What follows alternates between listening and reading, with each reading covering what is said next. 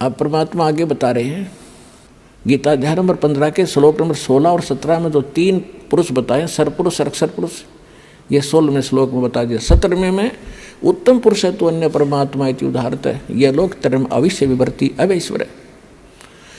अब गीता अध्याय नंबर 15 के श्लोक नंबर 1 से इसका लिंक है, ऊपर को जड़ और नीचे को तीनों गुण रूपी शाखा वाला।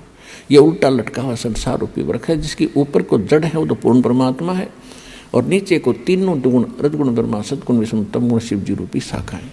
तो परमात्मा ने स्वयं आकर बताया था कि अक्षर पुरुष एक पेड़ है, सरपुरुष यानी ज्योत निरंजन वा की डार, और तीनों देवा शाखा है, ये पात्र रूप संसार। अब ये दास बता रहा है कि जो जड़ है वो परम अक्षर ब्रह्म है।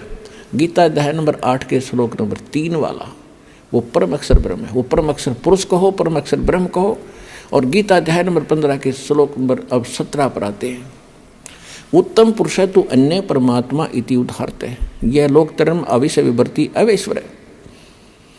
उत्तम पुरुष, पुरुषोत्तम यानी श्रेष्ठ भगवान, जिसको परमात्मा कह सकते हैं, कहा जाता है, जो वास्तव में अविनाशी है, जो सबका धारण पोषण करता है, सबके तीनों लोकों में प्रवेश करके सबका धारण पोषण करता है, वो अविनाशी परमात्मा है, वो परम अक्षर ब्रह्म है। वो संसार रूपी वृक्ष की जड़ है, जिससे सबकी परवरिश होती है।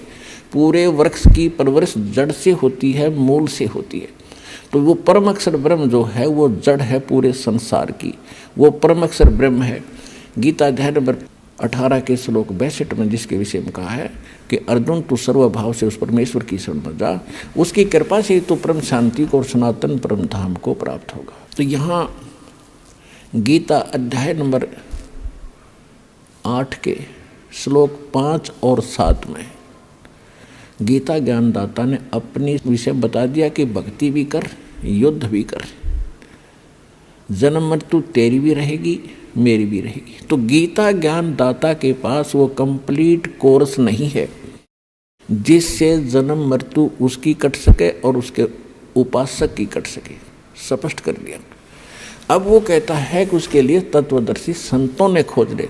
तो इस विषय में आज तत्वदर्शी संत ये रामपाल दास है, जिला हिसार, हरियाणा।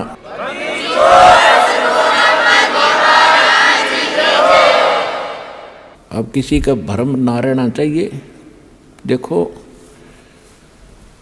एक 1000 का नोट है, उस पर लिखा है कि मैं धारक को 1000 रुपये देने का वायदा करता हूँ।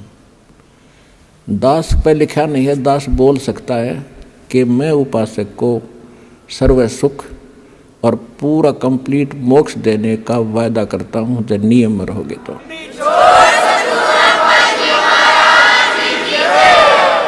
तो पुण्यात्माओं, बिना बताए पता कैसे चले? स्वयं परमात्मा आए थे, 120 वर्ष रह कैसे चले गए? हम लाल की पहचान करना जानते नहीं, इस कारण से मार खाते रहे।